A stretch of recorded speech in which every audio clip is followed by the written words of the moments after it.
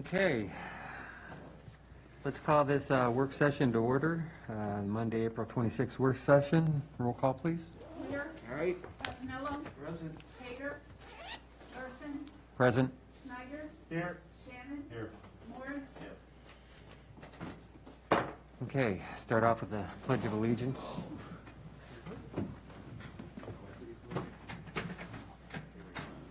Okay. I pledge allegiance to the flag of the United States of America and to the republic for which it stands, one nation, under God, indivisible, with liberty and justice for all.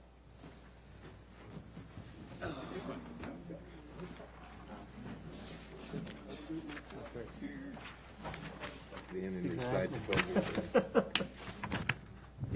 Okay, we'll start on the agenda items. First item is the current budget report.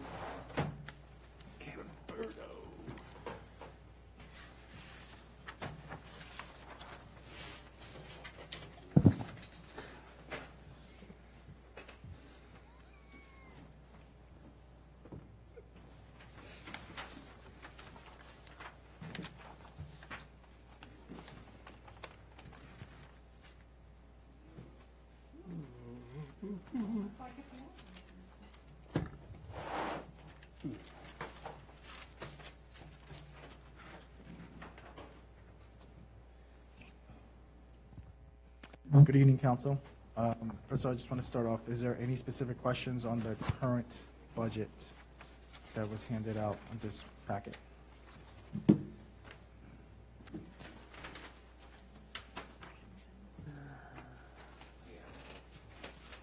Actually, no, I don't. We're only going for one thing, right?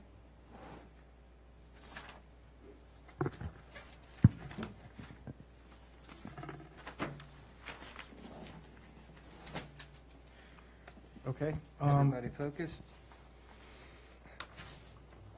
Okay, Okay, I guess no questions. Okay.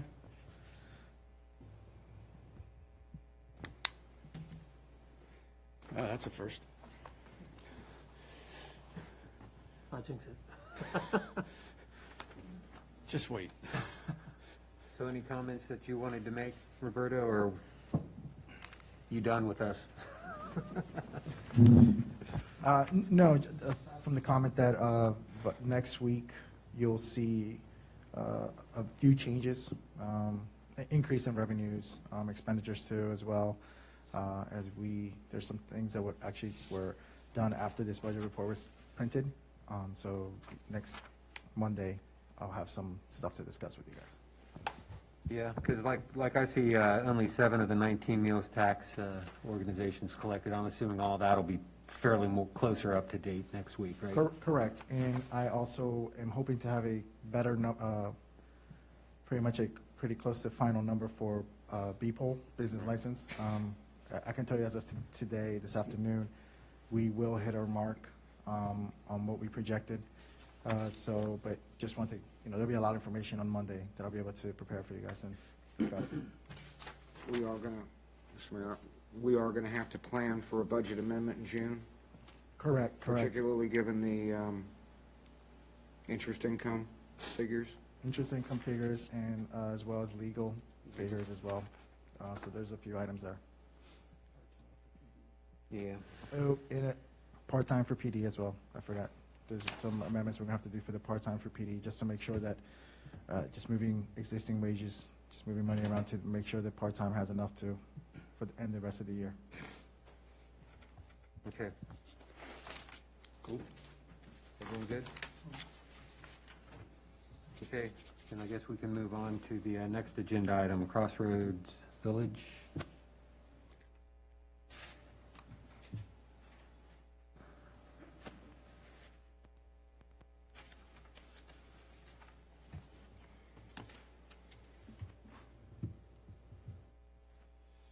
Evening, Town Council.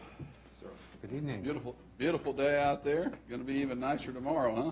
Yep. That's great. All right, we'll start with the drive-through restaurant first. What I wanted to do is just give everybody a cursory overview, so bring you up to speed as things came through Planning Commission. and some of the changes that took place during discussions with staff, with Planning Commission, and all of that culminated in, I think, a betterment of our plan. And so, without further ado, let's go to the next slide there. So this is the restaurant with drive-through, which is Starbucks. And I don't have a pointer. I should have brought one, but You got 11 stack on that, huh? just carry my mic. So some of the changes that was made in this particular plan when we came through with staff and Planning Commission is staff, particularly, and then Planning Commission, felt like that some directional signage at the corner of the exit would be very helpful for people that were transient, not locals, that would say, if you're eastbound, please turn right. And that would allow people to be able to exit out and then around here. You can barely see it up top, but we've added a egress into the Lidl parking lot, so you can actually make that right, an immediate right, and to the light. So that gives you a lot quicker access point, in terms of traffic flow. We also added some pedestrian markers to give notice to the vehicular traffic that this is a pathway for pedestrian. So we added that. We also shifted the drive-through lanes that were originally here and around. Emily felt like that there needed to be some additional stacking, so the engineers were able to we lost 3 parking spaces here, but yet we were able to shift the drive aisle over. This causes 2 things. It gives us more stacking in the drive-through, but also brings the vehicular traffic out of this area where the parking is, so it doesn't create as many conflicts with the drive-through. So we thought that was a good pickup and change, so we did that. And Emily, Chris, anybody, if you have anything I'm missing, just speak up, because I can't remember everything. But I think those were some of the major changes to that one. If you can go to the next. This is the typical elevations that we've put together for the building. They have not yet gone to ARB, but we'll be going through ARB soon enough, I hope. And this, where this tenant sign is here, from here over would be the front of the Starbucks. And the patio that you saw on the plan would actually be here in this area. So the circulation exhibit, some of the discussions went around, the busyness of Chick-fil-A and how, that has caused some traffic flow issues. So the engineers were kind enough to do a stacking plan for us to show. And so here is where the deceleration right turn lane begins here.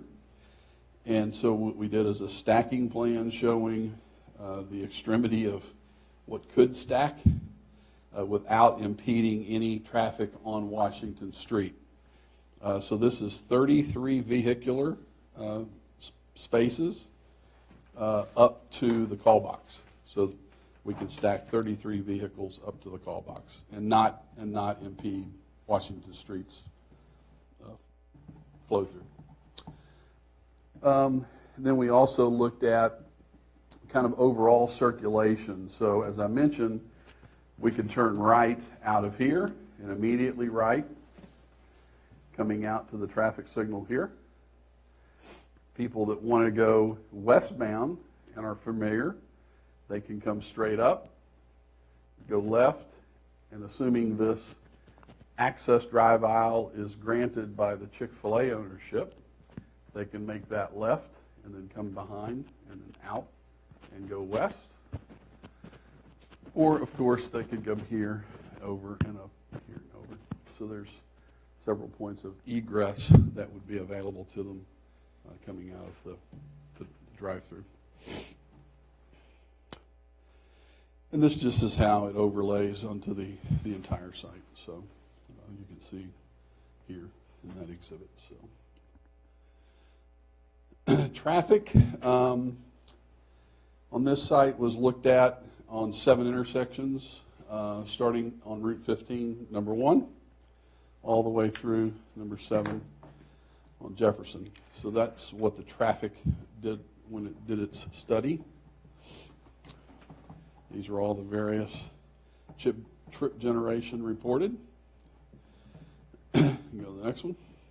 Hey, Don, Yeah. quick question. Sure. On the traffic study, did they consider John Marshall Commons? Is it in the base? Just the 7. I'm not sure which one that would be. Is that up further west or? No, it's further down to the right, down past 7 down there. The new subdivision down there. This traffic pattern, this traffic study here. I can understand what you look, but Yeah. was John Marshall Commons considered when this was done? Yes. Yeah. Oh, yeah. They picked up anything that was proposed, approved in planning, and this also includes future. Yeah. Okay. in the- Even outside of town, because that's outside of our town limits. But okay. Yeah, they try to pick it up the best they can, and so. But in terms of intersection, in terms of traffic, they just looked at those 7 intersections. But it is counting traffic flow coming from the east, so that would hopefully be picked up. So, Steve, I can answer for the background traffic is what you're asking about, the background traffic. Yeah, I'm talking about the background traffic. Thank you, Marshawn. yeah. Obviously the consultant's not here tonight, but typically they do when they do these analyses, is they're picking up anything within that, anything that's going to impact that through traffic. So. And this is overall. So the trip generation comparison, the comparison was compared to a drive-through bank, which was approved, as you can recall, back in 2018. So it's comparing that to the restaurant use with drive-through, and then it's also picking up in this particular one the entire center. So you can see that. The AM peak in the blue represents what was approved. The green represents what is proposed. So our AM peaks actually have gone down, and that's not because of Starbucks. That's because of the residential SUP that we're picking up in this. So the 670, the AM peak's gone down. The PM peak has gone down considerably, from 698 to 604. And then if you look at the daily totals, it's obviously increased. And what's increasing that is the Lidl traffic. Because the Lidl, the grocer, will get typically more daytime traffic throughout the day rather than any kind of AM or PM peaks. So that's why you're picking up some additional traffic overall. And then our Saturday peaks are up 917 versus 860. Questions on the drive-through SUP? I could give you. Marshall? So when in the one graph you showed the traffic circulation, is there still an ability to do an interparcel access through the Chick-fil-A or no?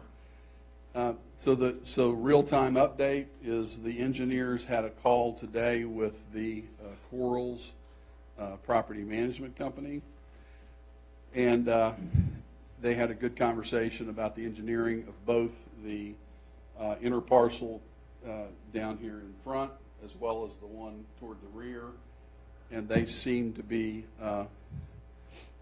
friendly to that. So they said that, you know, they didn't see why they wouldn't give an interparcel connection, and that she wanted her engineer to weigh in on it. So we took that as a positive sign. Full disclosure, when I was the planner and worked on the Chick-fil-A project, we had designated the interparcel access, but we had not required a easement, a reciprocal easement. So unfortunately, that was an oversight at the time. So while they showed it engineering-wise, that corresponding easement wasn't made available or required as part of that. So hopefully you guys can get that resolved. So, I believe that's your first error that you've ever made, right? exactly, Only one, right? The only one. that you know of. So, Yeah, so they seem friendly, and so we're going to keep moving forward with their engineer to, we sent over this exhibit to them, showing them both connection points of what we would like, and we'll see where that goes, but it seemed pretty good. thank you. Any other questions? Yes, sir. So Don, thank you for coming and thank you for sticking out. I know it's been a long road for you. So thank you for your continued interest in wanting to develop something here in the town. Thank you, Chris. Just educate me on a little bit. So this is an SUP for the directional, for the parking. This is the flow. SUP for that specific drive-through use, which is, happens to be Starbucks. Okay. Yeah. So this has nothing to do with the entirety of the project itself. Correct. That is still something that you're contemplating, you're discussing, you're going back and forth. So all we're looking at really, Emily, is just the Starbucks flow For this special use. for this Special SUP. use permit. Okay, cool. Yeah. I just wanted to make it clear. If you could, I didn't hear anything definitive or of certain in your voice when you answered Steve with the traffic flow of John Marshall. If you could just double check and provide Emily with that information, just to be sure, because there are times when we're here and questions are asked of presenters and we get an answer that seems like it's satisfying, but it may not be the full truth. So if you could just double check on that and send it to Emily for clarification. Okay, I will do that. And again, thank you. I know it's been a while, and most people would have given up if they were in your shoes. Well, when you're in so deep, you just have to keep going deeper. Yeah. Yeah, I appreciate that very Okay. much. Yeah. Thank you, Mr. Mayor. Is that good? Okay, I guess staff, you do have a soft copy of this that can be put up on the, available for the residents if they need any questions, so that when public announcement comes, they can prepare. Okay, that's all I have. Thanks you for coming, Don, and presenting. We've got the multifamily now, so I'm going to show you that one. Okay. Okay. So we'll advance to that one. All right, so this is the overall site layout, but specifically we're going to talk now about the special use permit for the 2/2 multifamily units. This is probably just a place to give you a quick update on kind of the overall scope of work and what we're doing. So you've heard a few times, but the group that's hung in with us for the longest period of time and has been very, very faithful and committed is the Taco Bell. So the Taco Bell was our first group that came in, which is here, and that was approved back in 2018. So they've been waiting patiently, and then of course the townhomes here in the back. We still have these buildings planned for multi-tenants, and we're starting to see a slight uptick in calls for the smaller shop space. It's been really crickets through COVID. But we're starting to see, and I think it's just because of the governor's orders recently, and I think just people having the thought that, you know, COVID's on its way out and they can start thinking about their business again. So we are starting to get some calls and starting to inquires on that. This is Popeye's Chicken in this drive-through use here. And again, that was back in 2018, I believe, as well, that use was approved. And then, of course, the Starbucks here. Lidl grocery stores, which is here. And you guys, I think early on they came through ARB with some elevations, and they just wanted to get some comments back, and so they felt comfortable to move forward with us. So we've got them highlighted there, and then lastly is the 2/2 multifamily units here. The good news is that if we are fortunate enough to get the special use permits approved through council, we are prepared and ready to commence construction in July. So we've already been out to bid with some of our contractors. We have all of our debt and equity lined up, and we are prepared to move forward. Again, if we're fortunate enough to get the approvals of what we're asking for. So all good news. This is some of the building elevations that we would submit for the 2/2s.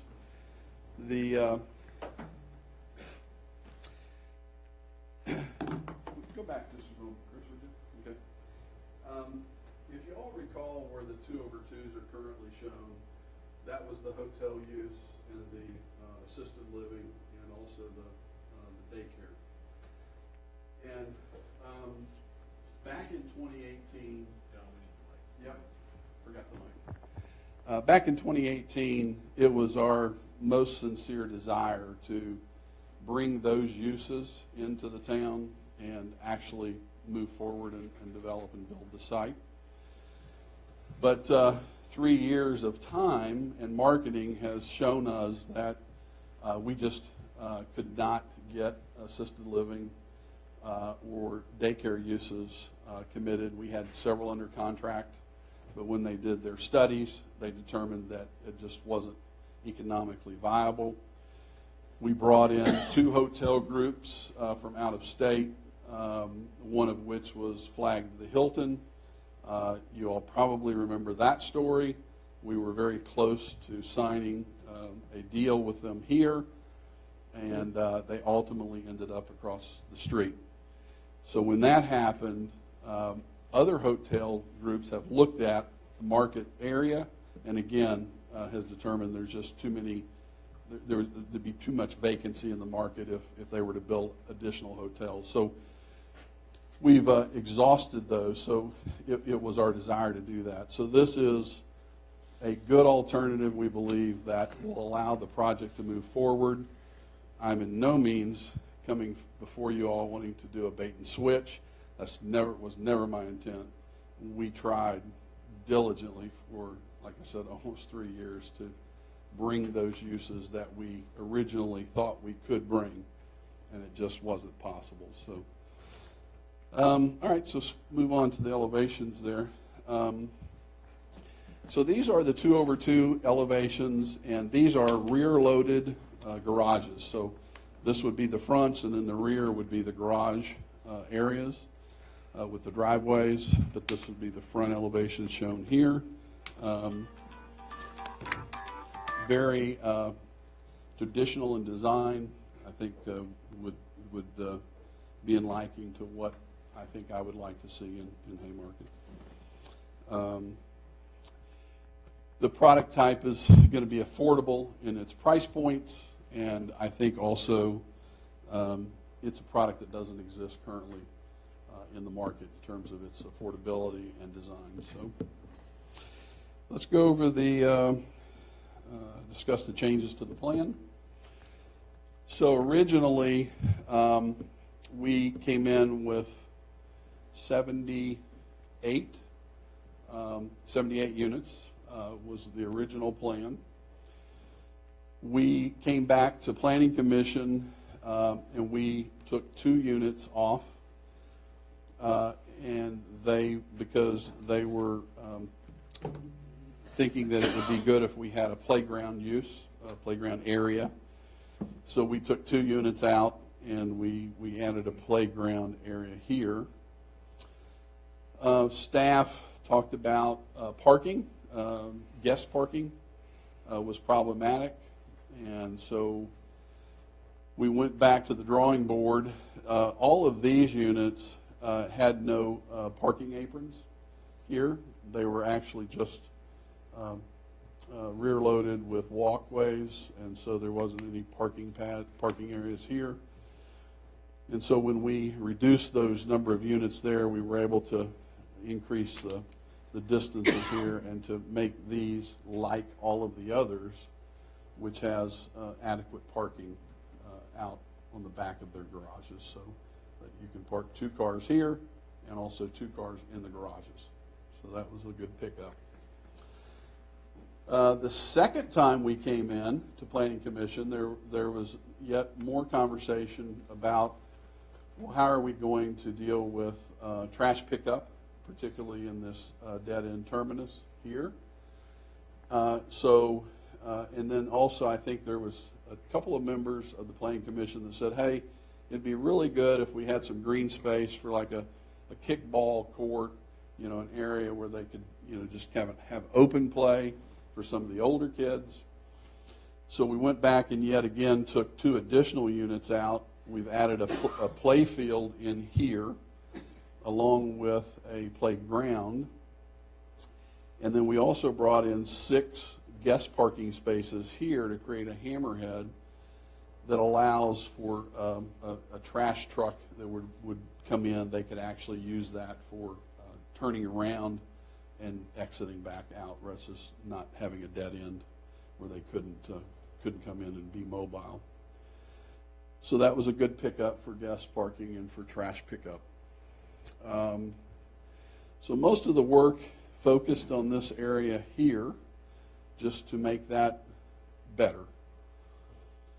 Then we added 2 guest parking spaces up here,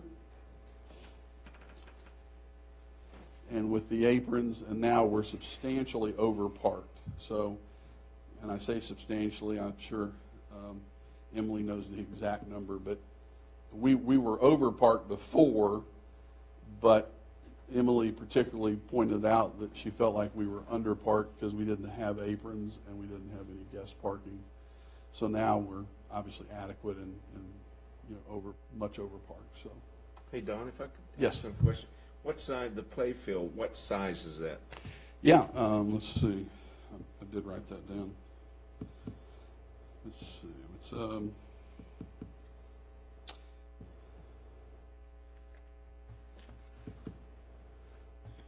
see here. I did write it. Yeah, it's oh, it's on the back side.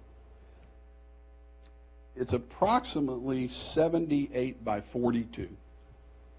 And when I say approximate, obviously you've got a midpoint, and it's shorter here and longer here. But in overall, it's approximately 78 by 42. Thank you. Uh-huh. Yep.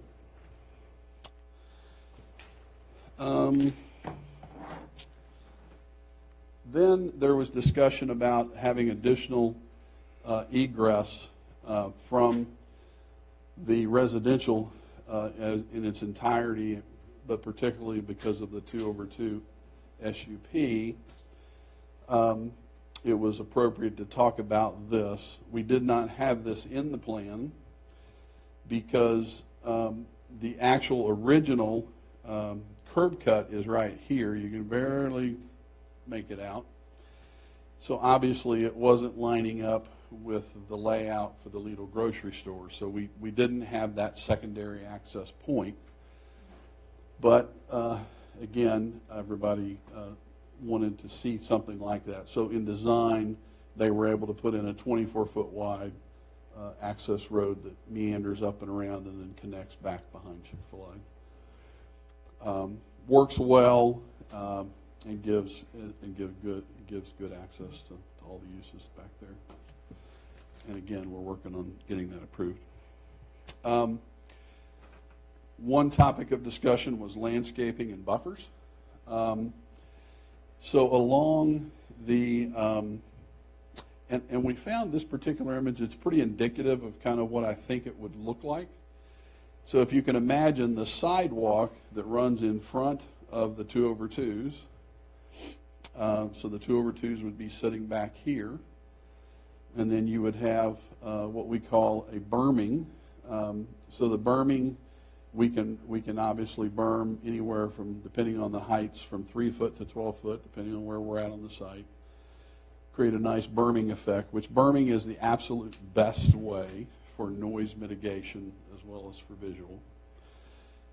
And this is not a good illustrative for showing you landscaping, because obviously it's the dead of winter, so no leaves. But we would intend also to plant more evergreens. We think fast-growing evergreens such as pines would be appropriate. So we would do some heavily pine tree plantings along the, so on the other side of this berm obviously would be the on-ramp for 66. And you could kind of look out here and envision this being kind of the beginning of that on-ramp there, where it would come down and through. You can do the same type of berm behind by the stormwater management? We do. You mean by the pump station? Yeah, on the stormwater management behind Sherwood Forest, where we live there. Yes. Yeah, it goes all the way, it would go all the way through the site, all the way, Great. all Thank the you. townhomes. Thank you. Yeah, our intent is to berm that to the highest and best of our degree, and with plantings. I think that's going to be the best and most helpful way of doing that. If you look,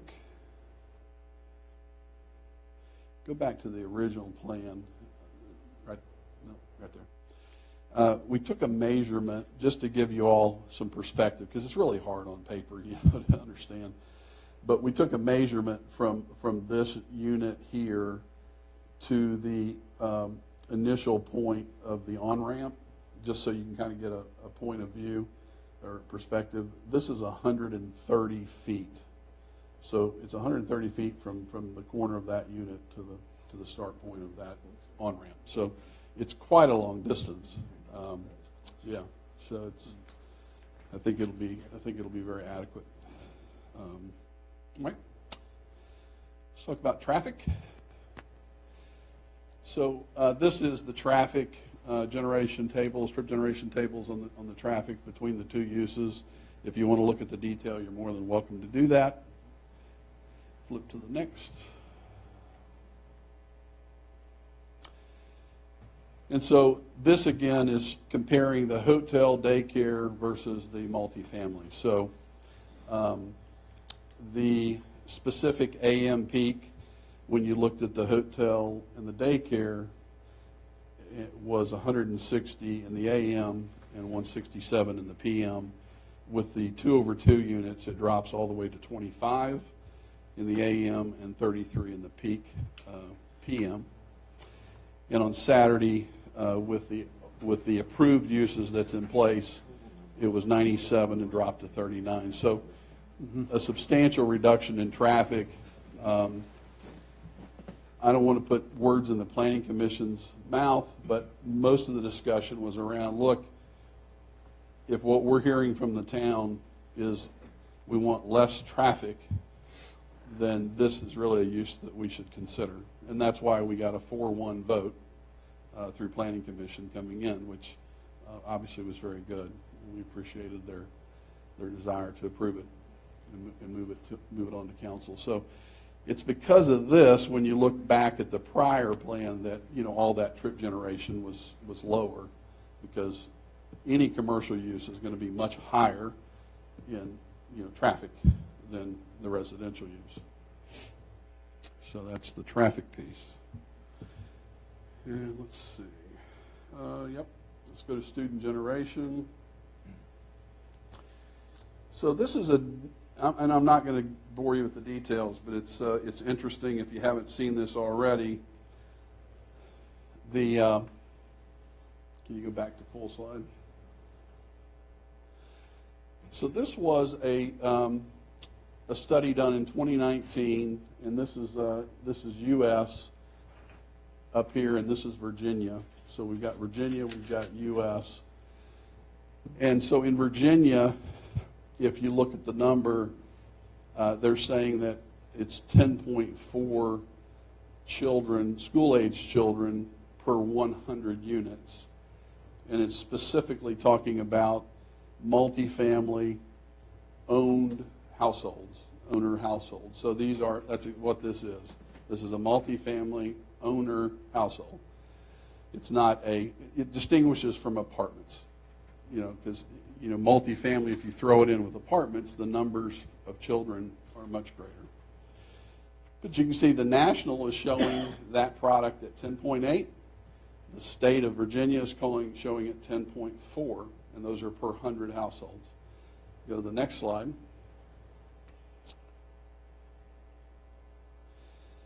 So this was a study that we did internally. We understood that Prince William County actually did a recast of their 2-over-2 product in the county, as well as their stacked townhomes. And so in 2018, I think that was, they had 7,000 units. So 7,000 of these homes, just like what we're talking about in Prince William County, that got reclassified. And because of the reclassification, it let us look inside those homes and say, okay, how many school children were in those 7,000 homes? So there was 1,014 children that were reclassified to these homes, so 1,114, into 7,000, which is about just 0.15 of 1. So if we're looking at 74 proposed, guess what? It's 11.7 children total, which if you look back at the Virginia and looked at the federal, the numbers are pretty close. So it's pretty interesting. The reason this number's higher is because this is looking at all ages of product. That 7,000 could have been 30-year-old product, And as the product ages, they typically see more school-age children in those. So that's an actual number coming from Prince William County, 11.7 children for the totality of the 74 units. So we think it's the right fit and the right mix for what we're trying to do here. So, yeah, that's it on that. So any questions I can answer on that one? Just to clarify, on this proposal, the second one, is this a rezoning or an SUP you're seeking? This is an SUP. Now, staff, in the next agenda for Monday evening, you'll have your full report in there? And Mr. Wooden will have his information there as well, all of these details? Yes, so for the public hearing, we'll have all of this information in the agenda, as well as my staff report, which will outline the Planning Commission's decisions and how they voted as well. Okay, thank you. Okay. One question, Emily, do you know when the new Gainesville High School is going to open up? They've started construction on it. I do not have the exact date of when it would open, but I can look that up. I do believe they've already put out the rezoning map for the high school, and I can have that as well. That's what I was going to ask. Can you get that to us? Yes. Okay, thank you. My kids are going there. They're scheduled now to open the fall. To Yep. this next fall? Yes, fall. Wow, that's fast. Okay. That'll certainly help the burden at Battlefield. I don't know how much, but I'm sure it'll help some. So, okay, thank you. Thank you, Chris? Mr. Mayor. Don, again, thank you. So the SUP is for 78 units? It Or 76? originally was for 78, So it's and then through 76. Planning Commission, 74. 74. 74. Okay. I know you took into consideration the fact of the house furthest, or should I say closest to the on-ramp is about 100 feet. 130, yeah. 130. 130. But it's probably about 50 feet from the tot lot to the on-ramp. Yes, yeah. It's So- closer to the tot lots.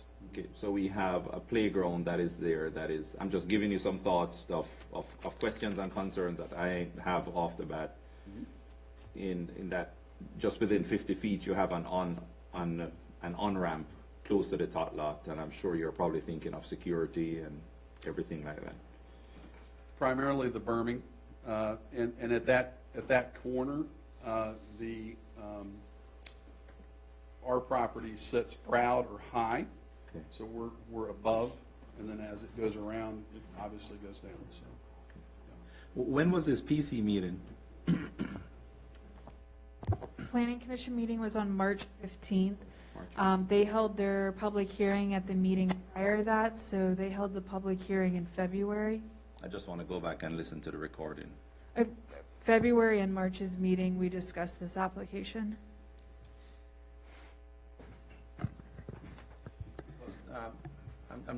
I'm a little bit confused as to the presentation before public hearing. So I'm not 100% sure. Yes, sir. That was my fault. I can explain when it's my turn. Okay. Because if you're going to have a public hearing, okay, so first of all, let me just say this. I would hate for anyone to walk away thinking we're showing favoritism, because I'm in support of, the building going up, but I would hate for that to happen when the process is PC, public hearing, then town council work session. Is that the process? So in the past, what we've done with special use permits is we hold a public hearing in the Planning Commission, and then typically they come back to the following meeting where the item is discussed and then voted on, or sometimes they need a third meeting. Then that recommendation comes to council, and we hold a public hearing first, then we discuss and deliberate on the application at that meeting as well as a following meeting Because prior to a vote. Thank you, and I love the fact that the PC voted almost unanimously concerning the changes for it, but I'm just hoping that we're not doing anything in the reverse or bypassing anything and not waiting on the proper process, because we are the ones who preached due process for everything, and everyone's being treated the same way in the process scheme. So I'm just hoping that we are not bypassing anything, knowing that the public hearing is Monday, and we are listening to the presenter of the project. So, Marshawn, I'm sure you will have explanation on that. 74 public, okay. This coming Monday. That's it, Mr. Mayor. Thank you. Okay. Okay.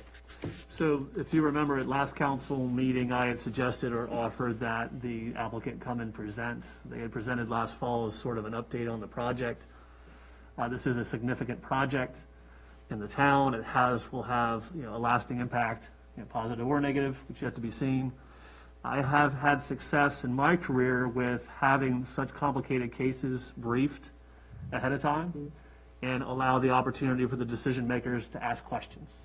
If there's ability to ask questions about the traffic, if there's questions about design or detail, asking those questions and then having those, hopefully by the applicant, respond to at the hearing, gives a wider picture for the viewing public of all the issues of it. It is not meant to accelerate or to increase, but simply allow the folks to sort of get a preview, understand the dynamics of it, begin to understand all the implications, and be able to ask questions so that that discussion at the public hearing is a more fruitful conversation. And that was the suggestion. I also admit, I was talking with staff this week, is in my experience, there's more staff to be able to do this sort of work. There was not a lot of preparation ahead of time. Also along the lines of transparency, folks have the opportunity, the public can listen to this presentation. Staff will, the key to this one was there was some change. Mr. Wooden contacted me. We spoke about that. He had mentioned some changes since the Planning Commission hearing. And I felt it was important that those changes be highlighted ahead of the hearing. But the idea tonight was not to debate the merits of it. It was simply to ask questions and get some clarifications so that we can have all the information necessary to review this application next week. So. Thanks for that. And maybe the issue is I need to educate myself more on the issues that the Planning Commission is going through.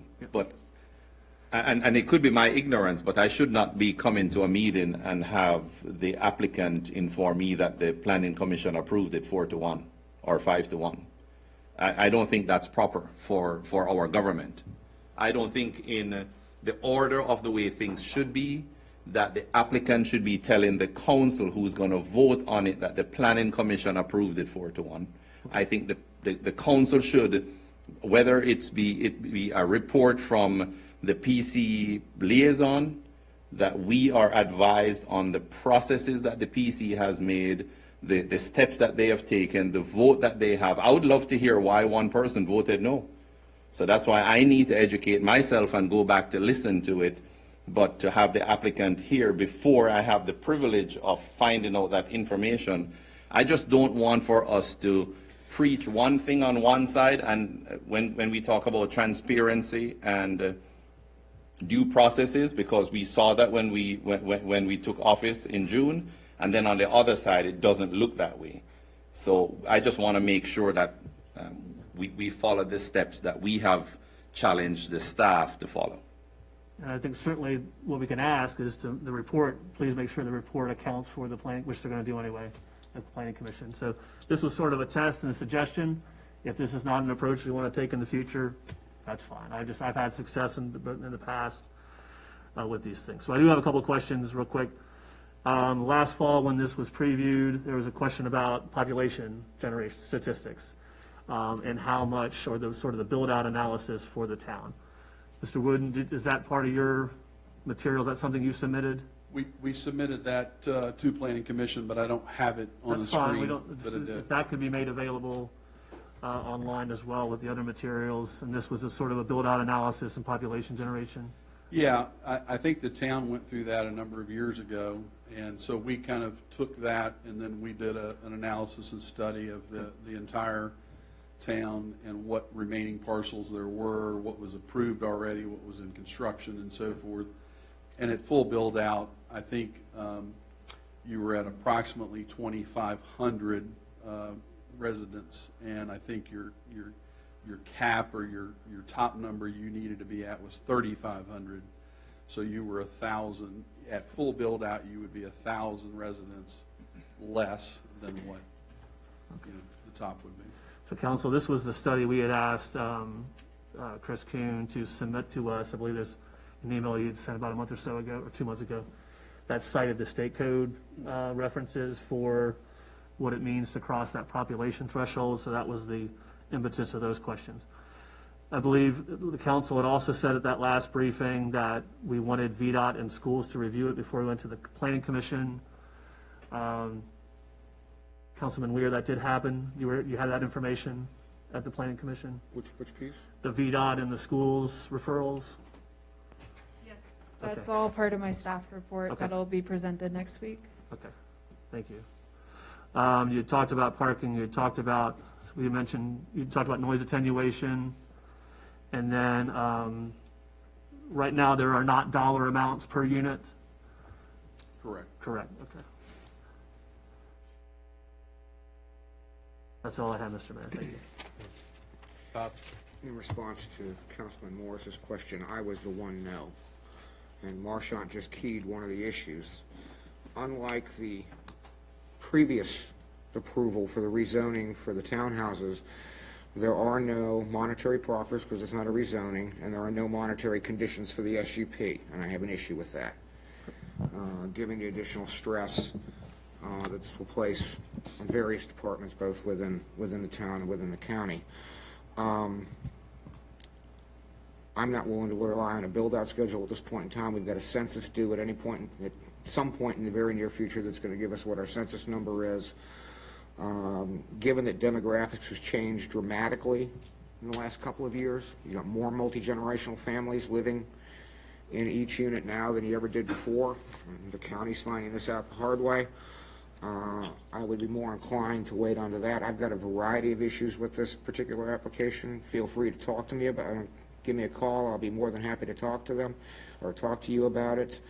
But I would note this. 3 years ago, I sat at that very podium. And when the application was first in here, I believe the words was 20 gallons of crap in a 10-gallon hat. And that in a couple of years, the applicant would be back asking for more rooftops instead of the commercial use of that property.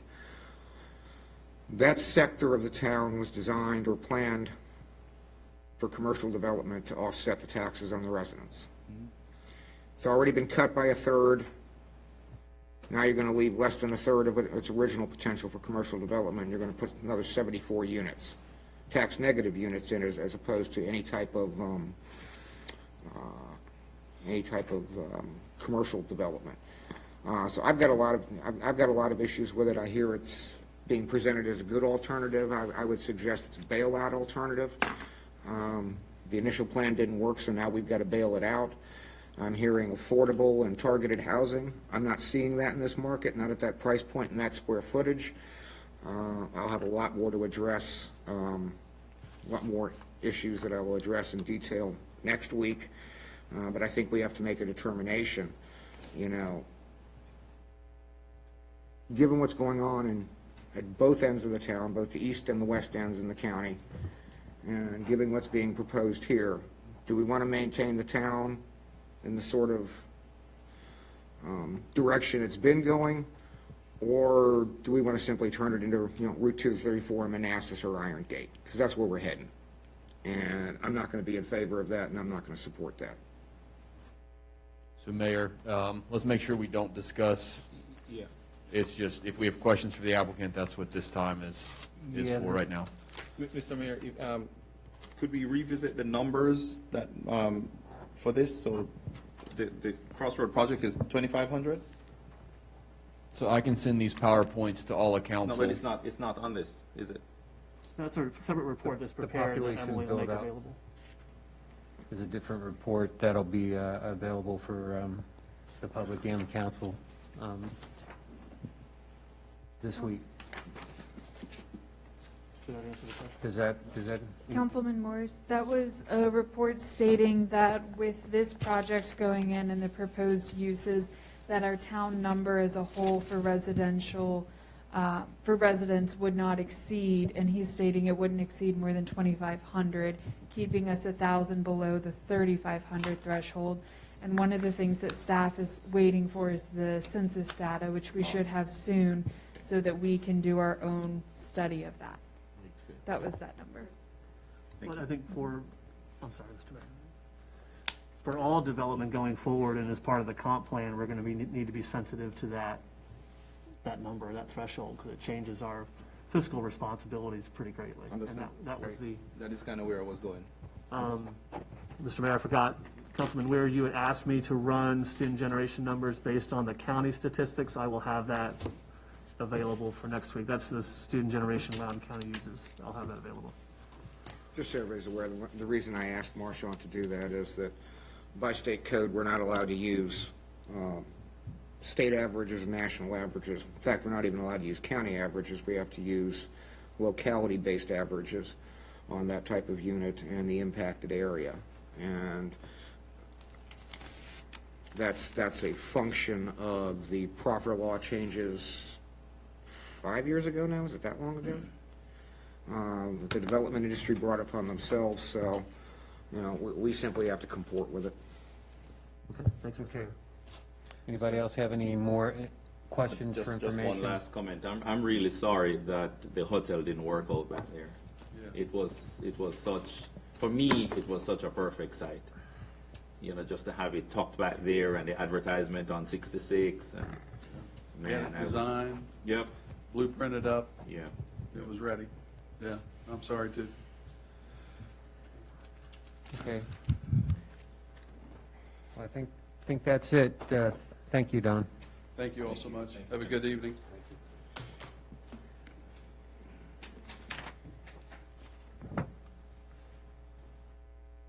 Next item, the police department updates.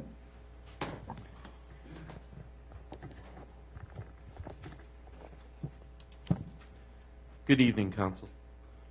To start, I'd like to thank every one of you for adding Greg Smith to our staff.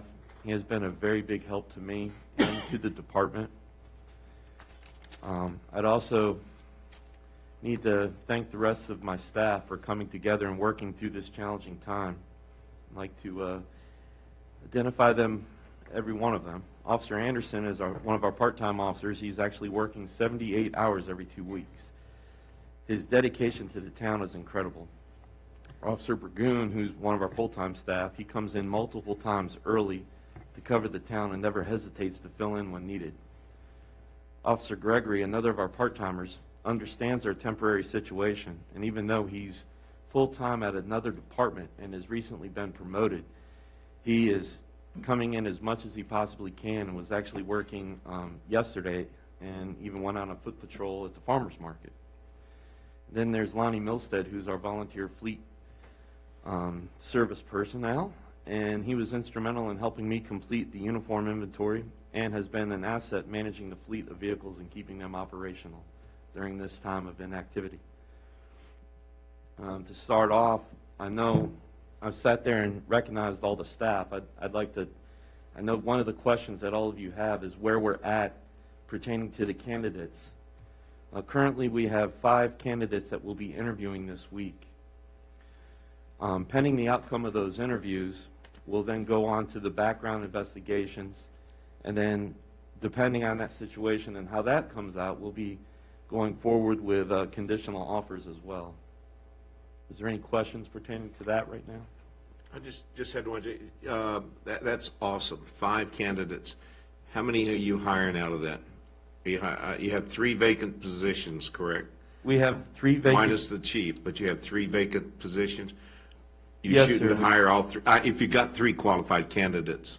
Well, sir, what we come into a situation in that regard is we do have candidates that are very experienced, ranging from, I would say, 6 to 12 years. Okay? But the thing is that they have to learn our style of community policing and what we do. So currently right now, I'm the field training officer as well as Officer Burgoon, so we can only train so many at a time. Depending on the situation, if we do get 3 candidates that meet the criteria and we feel would be a good fit for our town, then we may have to stagger the hiring a little bit so that we can get the officers that, you know, the residents deserve policing this town. Thank you.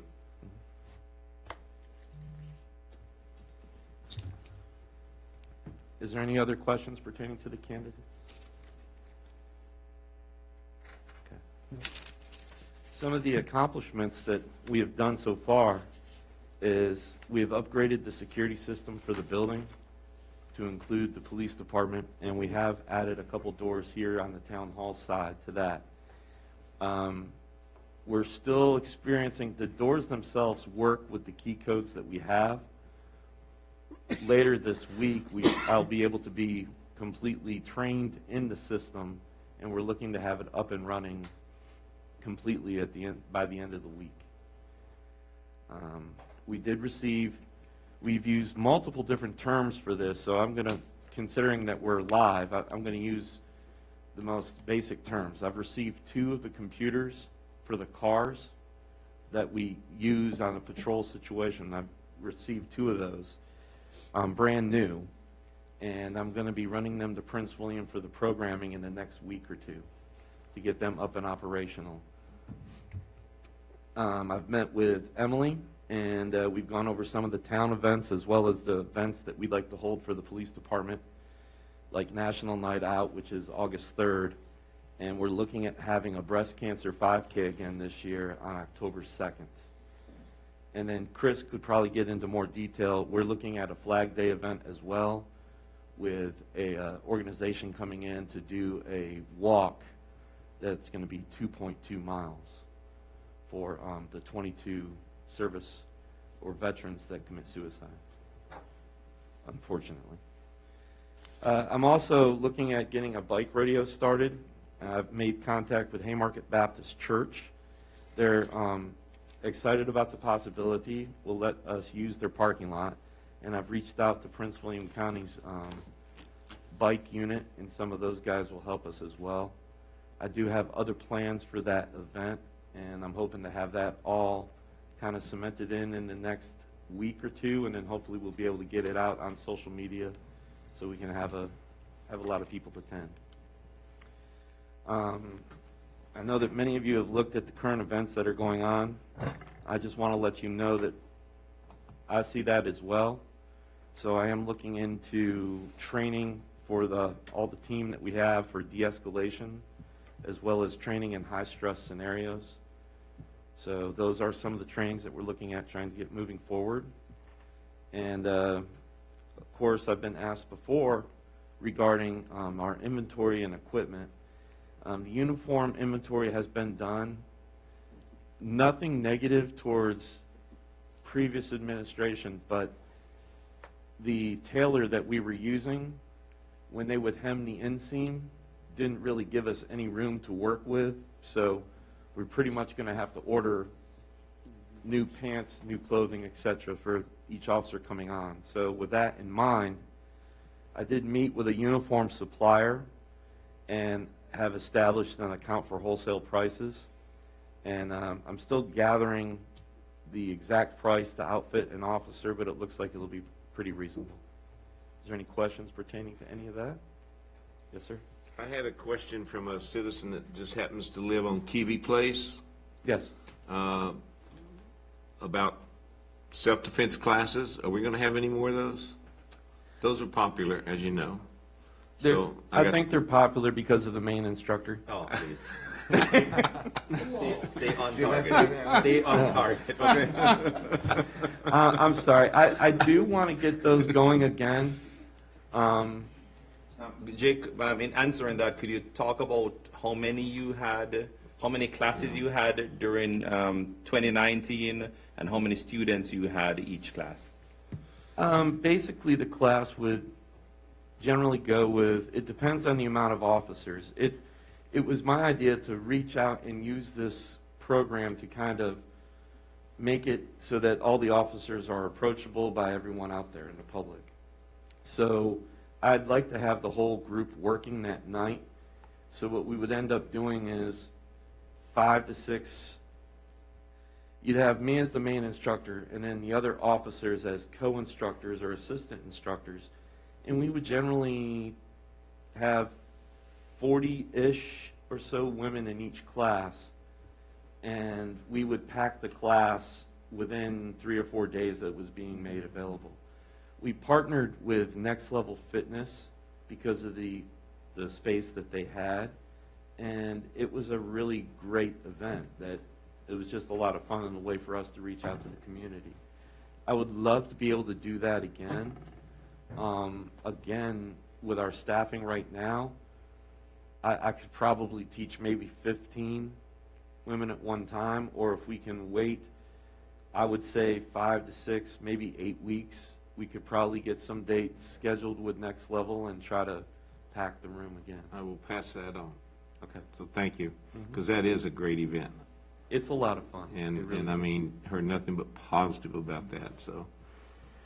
And the head instructor's a lot lighter than he used to be, so he can move a little bit quicker, but I'll digress. Thank you.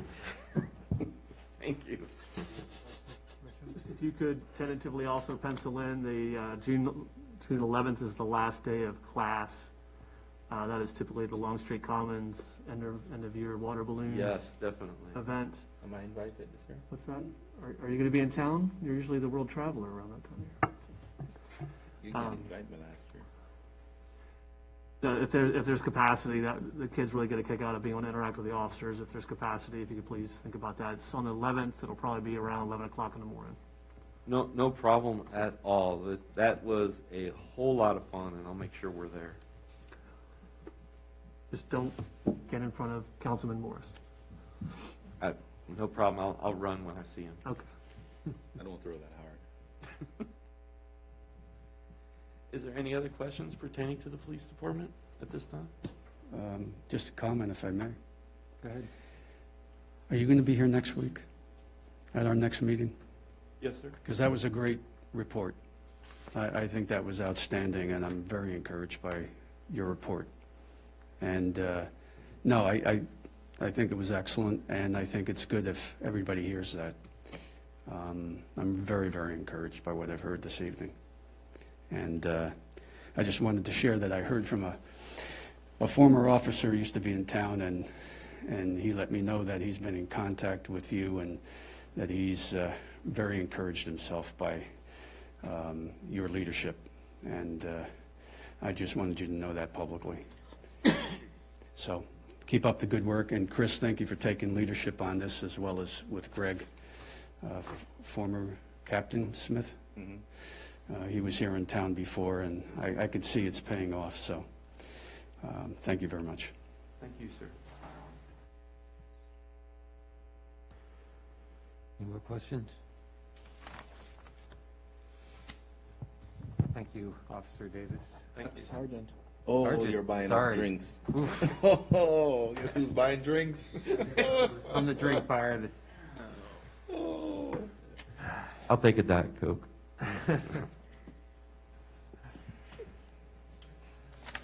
Okay, thank you. We'll move on. DMV Select Office updates. Yes, sir. Good evening, council. So we have met with the DMV Select Director. He came and met with us the other day. We had some updated forms that I sent over to Martin for some final review, so hopefully that will be either at this meeting or the June meeting, basically just for you guys to sign off on. It's the MOU that allows us to use DMV system, and then it's the contract with DMV as well. What we do need to do, though, is there is now a requirement that we need to get ADA approval. So what we're going to need is a registered design professional to come in and take a look to see if we are certified ADA compliant. Based on preliminary investigation, I think we are not going to have a countertop that's low enough. So because of that, the person who actually installed the one window, had them give us a quote for a ADA compliant window, which is between 29 and 33 or 34 inches. So we do have that price if it's necessary for us to move forward with that. So that we'll probably have a little bit more information on that next week. We had put the application or the job posting online on VML, and we also did Indeed as well. We received 61 applications for that. So today what we did is actually went through and we had two applicants, two applicants had several years of DMV experience, and then there was one that is currently working at another location. So we narrowed it down to 8 because there's other people that are high level customer service related that I think would also, or Kim and I think would qualify for the position, but we're reaching out to those people with the experience first. So we have one scheduled interview already. Like I said, we just sent that out today, so we've already gotten a response for one of them. So we will be interviewing this week and next week to see where we're at. Right now, we're also working on some signage, and then staff, we need to get a background check, so I'll go through the background check for that for DMV. And then we're going to schedule training and then get the final equipment in place, some of which we need to wait for DMV. So that looks like we're on pace to have that training done by June, so we should be right there for that July 1 mark for opening. Questions? Can you remind me the term for the MOU versus the agreement? One is a 1 year, one's a 2 year, and I can't remember. The MOU, basically the access to the system, is a 2 year. 2 year. And the annual? Is the one basically agreeing that we will provide the service and we will get commission for that service. And that's an annual agreement? That is an annual agreement. And can that be re-registered automatically, or do we have to enter into an agreement with DMV annually? So I would think it would be best practice to do it annually. So this way you guys get annual numbers, expenses versus revenues, and then that's where we can discuss redoing it or not. So I would say we'd need to come in front of council every year. Same time every year, I would imagine. Okay. Correct. All right. Thank you. Rashawn? If you have answered this already, I apologize. In terms of the budget we already had for the current window, are we below it, just over it, or how are we on the allocated dollars? So the allocated dollars for the window, we used the repair and maintenance fund. Okay. So we do have dollars still available if we need to do this. Because the other thing is, if we made these changes, it would just make the building ADA compliant. So it's not necessarily just for the DMV, it's just we need that sign off for DMV to be able to move forward. So I don't think it would be out of this question. I mean, we all know of an individual that would benefit from ADA, countertops and things like that lives in town. So that's something that, when I heard about it, I didn't, I said that's something that we should probably already be investigating. So that's where it would come from. Because it wouldn't be a full-time, it would just be if somebody with ADA requirements needed it, then the person would slide over, and we could also use that for town hall as well. So not ADA, let's not get that. So just, do you have enough cash available to Yes. make it work? Absolutely. Is the question, so, okay, thanks. Hey, Bob? Just to be clear, this is just ADA compliant for the office space down here and not upstairs? Correct. Okay. This is just for what the DMV customer would have to access. And so that would just be this section of the building as well. It wouldn't even be both sections, it would just be this section. Okay, I guess I would ask, sorry, go back to, if it does require additional monies, we certainly have time to react, Well, so. My thought is this: as long as we're coming in and having them look at this area, I don't want to deal with the upstairs, but I think the downstairs, even the PD, if we're going to do it, I mean, if we're going to get an assessment, why don't we have the entire first floor assessed?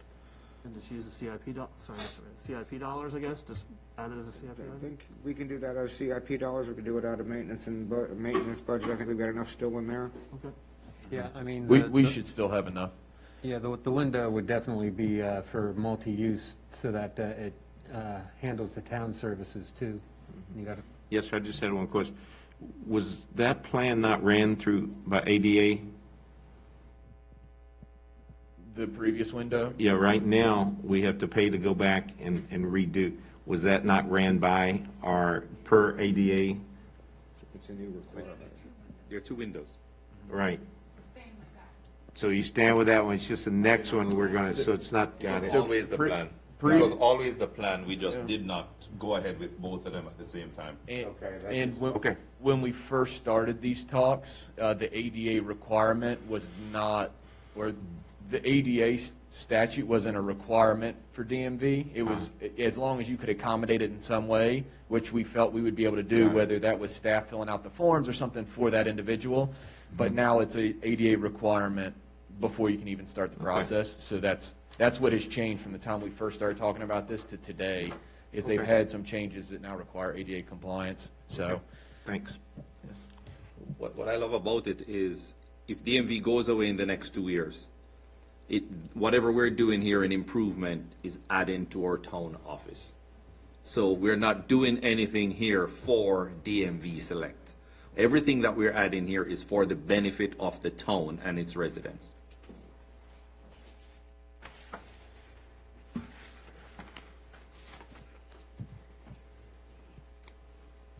So I think we're done with questions.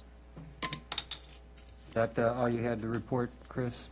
Yes, sir. Okay. That was the DMV Selects report, and we will have, like I said, we'll have the results from at least the interviews. So I may have that in my staff report by the end of the week, but we shall see, because I think the first interview right now is scheduled for 3 on Friday. So maybe not this staff report, maybe next week. Thank you. Okay, next agenda item is discussion on proposed budget. Mr. Mayor, before we get into the proposed budget, we got a bit of housekeeping to do. We did a quarterly budget amendment on the 5th of this month, and we adopted it as Resolution 2021-006, but that number had already been used the month before, so we need to amend that to 2021-007. Chris, do we need to just direct staff to do that, or do you need a resolution? Just a directive is fine. Yeah, And that, without objection, I would direct staff to correct that or amend that quarterly budget amendment so it doesn't conflict with the Planning Commission amendment or Planning Commission on the resolution on the SUP. So you would be changing it from 2021/006 to 2021/007. No objections? There you Okay. go. Direction applies. Okay, now discussion on the proposed budget. I am assuming since we have the budget work session scheduled, no real discussions needed. Is there anything you need to highlight before then? Can we pick a date? So that is the 10th. That's May correct? 10th. So we did advertise the rates for the public hearing for Monday's meeting. So just so you guys are aware, Monday's meeting will have the public hearing for the drive-through and the houses that Don just presented, as well as the tax rates, which are the real estate tax rate no higher than 0.129. So it's that one, that drop from equalization to reduction. So it is a reducted rate. So it's an effective tax reduction as opposed Correct. to a tax rate reduction. Correct. For most people. For most people. Yes. So we did advertise that. There are a couple factors that we could discuss today. However, where we're at right now is because we have several positions for the PD to hire as well as this DMV select person. We do have it as if each employee were to get a family plan, health insurance-wise, which costs the town the most amount. So when we move forward with those hirings, that will significantly change the number that we have. So there's certain allocations that I'm comfortable with, like some of the training. The email, there was a suggested that we double the training situation for the PD, which I agree with, and I think we'll be more than able to cover that, as well as we're getting the meals tax and the business license in. So from the last meeting that we had, there is not very much that has changed on this except for the health insurance. But we can talk about it, and then as soon as we move forward to hire those individuals, that very well could change again. So if there's any other items that council would like to discuss, for example, just for clarification, Councilman Morris did email, he will not be at the May 10th meeting, so he had requested doubling the training budget line item from $5,000 to $10,000 for PD, and I believe that goes along with what Sergeant Davis had said about some of the specialized training for de-escalation and everything, so we want to make sure that we're utilizing those funds. So I'm confident we'll be able to make that work. Now I'm thinking I should have moved to 15. Too late. You already But- put it in Type writing. another email. You can't recall that email. With respect to the next year's budget, what I think everybody needs to start thinking about is, what are your capital improvement priorities? I think Marchant and I touched on this earlier. What is achievable? What is realistic, and what do we have the money for? Obviously, we need to start work on the turn lane. We need to start work on the sidewalks in front of the park, and quite frankly, I'd like to get the lot here paved and graded once and for all and be done with it. I'm tired of dealing with this parking lot for the last 20 years. It's time for us to get off our butts and actually get it done, take care of the stormwater too. And that's, And we're gonna- Katie, the town engineer, will be here tomorrow actually to discuss all three of those projects, kind of where we stand and what we need moving forward. What time is she coming in? 10 a.m. No, I won't be there. I might be able to make it. Okay. So we're right there. We're right there. That's what staff's already scheduled that, so we can know what we need to do moving forward and what options we have. But I want everybody to be aware of that so they can start thinking about how we're going to fund this out of the capital reserves and actually spending our capital reserves on capital projects for once.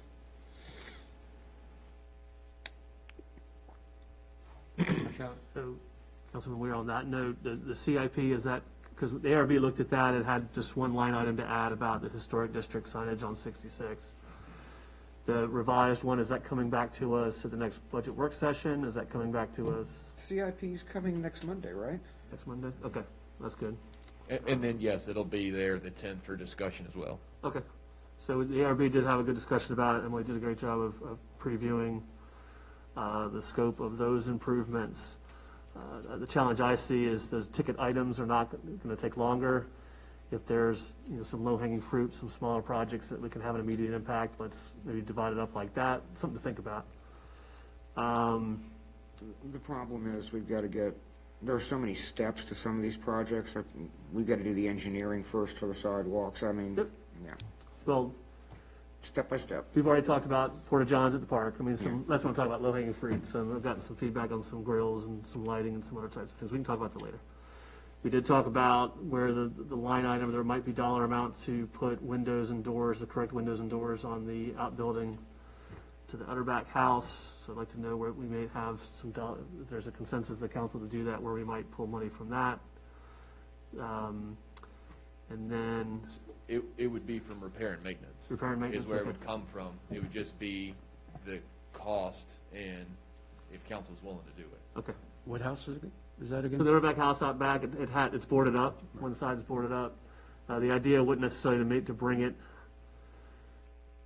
Chris and I had a discussion about this. I don't know that the repairs would necessarily to bring it up to a habitable standard. It is simply to, remove, put the right windows and doors in the openings that we have boarded up. So we can bring that for another topic during the budget. Because there may be some significant cost to that. Comp time, I had taken a ride along with one of our officers, and one of the suggestions was, could we look into comp time as an option to overtime? So that's something maybe we can revisit later. Chris is familiar with it. I believe Councilman Weir, I mentioned it to you.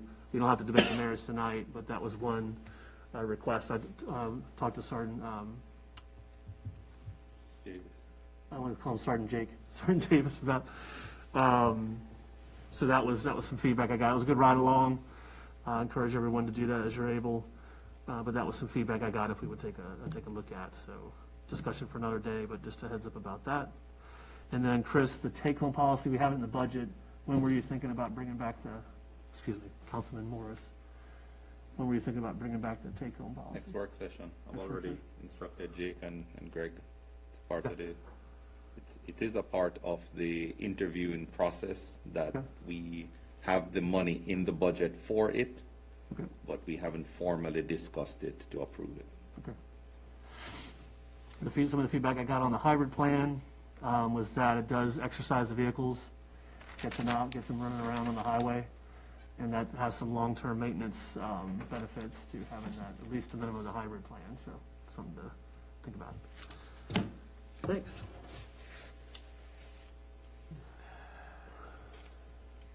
Okay, any other comments for budget concerns for the next budget session? Nope. Okay. Case, Mr. Mayor? Hold on. Prior to this, Marchant, last time you tried to do this, but we needed staff afterwards, would you like to release staff before you guys go into closed session, so then it could be Kim and myself until the conclusion? I'll defer to Mr. Mayor. Mr. Mayor, can we release non-essential staff? Yes, we No, can. you're always essential. Just to release those. Man, I came out wrong. you should bring a shovel when you come here next time. You just dig in a hole for yourself. Mr. Mayor, can we dismiss staff that does not have a pending agenda item? Is that better? I know exactly what to get you for Christmas. A I shovel. feel we should. Shovel? I'm against ADA tonight. I'm against staff going home. It's one of those days. So, yeah, non-essential. Unpunished. No one that has a agenda later on tonight can go home. Our responsibility for an agenda item, so. All right. In that case, Mr. Mayor, I move that the town council convene in closed session to discuss the following. As permitted by Virginia Code Section 2.2/3711A1, a personnel matter involving assignment, appointment, promotion, performance, demotion, salaries, disciplining or resignation of specific public officers, appointees, or employees of the town, specifically dealing with the office of the town manager. Second. Got a motion and a second. All in favor? All in Aye. favor? All right. Aye. Okay. Yes.